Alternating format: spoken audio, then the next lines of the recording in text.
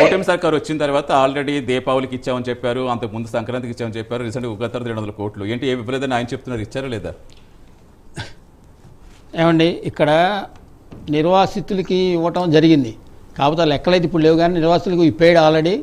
అది మీకు డీటెయిల్ కావాలంటే మళ్ళీ తర్వాత చెప్పడం జరుగుతుంది.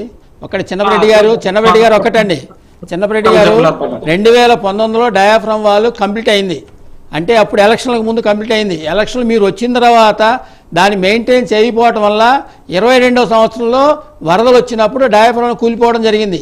అంటే మీకు మ్యాక్సిమం సెంట్రల్ గవర్నమెంట్ రిలీజ్ చేసిన ఫండ్స్ మీరు అధికారంలో ఉన్నప్పుడు మోర్ దాన్ 60% ఫండ్స్ రిలీజ్ చేసింది, కానీ మీరు పనులు మాత్రం 20-30% చేశారు.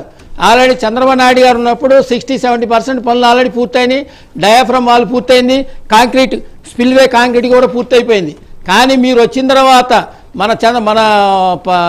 మన మోడీ గారే ఒకసారి అన్నారు, మీకు గుర్తుందో లేదు, మన YSR Congress party Polavaram project ATM లాగా వాడుకున్నారు తప్ప పనులు ఏమాత్రం చెయ్యలేదని అది మీరు అలాంటివి వినపడవు. అట్టగాదు, 70% తెలుగుదేశం ఉన్నప్పుడు పూర్తి చేసిన తర్వాత ఉన్న డయాఫ్రామ్ వాళ్ళు మెయింటైన్ చేయలేక పడేశారు. మీరు మీ అజాగ్రత్త వల్లనే వరద వచ్చినప్పుడు డయాఫ్రామ్ కూలిపోయింది.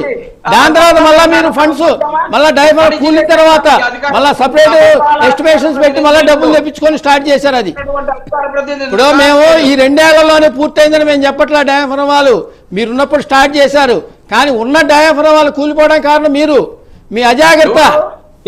మీరు ఉన్న ఫండ్స్ ని ఏటీఎం లాగా వాడుకోబట్టి అక్కడ డయాఫ్రామ్ వాళ్ళు కూలిపోయింది. అసలు 92 మీటర్లు ఒక పక్క, 52 మీటర్లు ఒక పక్క ఎందుకు కట్టారండి? సీనయ్య కమిటీ ఏం చెప్పింది? 2 డయాఫ్రామ్లు వాళ్ళు కట్టమని చెప్తే ఎక్కడ చూపించండి, అది చూపించండి ఎక్కడ 92, 72 అట్టగానే డయాఫ్రామ్ కంప్లీట్ అయిందని చెప్పి కమిటీ అని చెప్తుంటే మీరు 72, 82, 92 ఏందండి? అసలు ఉన్న డయాఫ్రామ్ వాళ్ళు మెయింటైన్ చేయలేక మీరు కట్టుకుపోయేది చేసిన తర్వాత ఆ డయాఫ్రామ్ వాళ్ళు కొట్టుకుపోయిన తర్వాత మళ్ళీ వాటికి సపరేట్ ఎస్టిమేషన్స్ వేసి మళ్ళీ వాటికి డబ్బులు తీసుకొని స్టార్ట్ చేశారు.